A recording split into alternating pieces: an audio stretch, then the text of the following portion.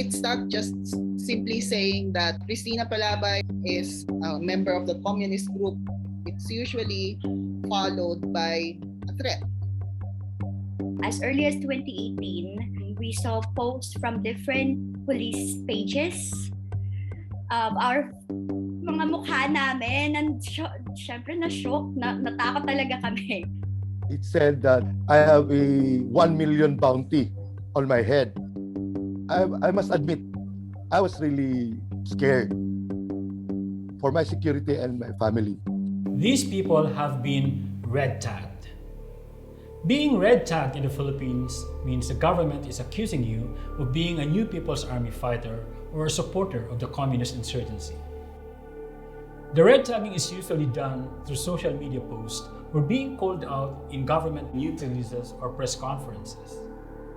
The United Nations Human Rights Council and other governments should denounce this tactic and put pressure on the Philippine government to stop red tagging. In addition, the Philippine government should investigate incidents of red tagging that have led to killings and hold the perpetrators accountable. Red tagging is a relic of the Cold War that the Philippine government uses to try to vanquish the 52-year-old communist insurgency. But it's not just insurgents that the government targets. The list of targets has expanded to include activists, journalists, and human rights defenders. Anyone who dares to criticize the government can be red tagged. This is just unfortunate part of our job as a journalist. And because of this red tagging, I can see that I may be on the right track. Because why would they be so panic-stricken to silence me? Red tagging goes far beyond mere hateful rhetoric.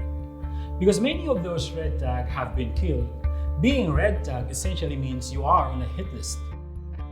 It was International Human Rights Day, December 2018.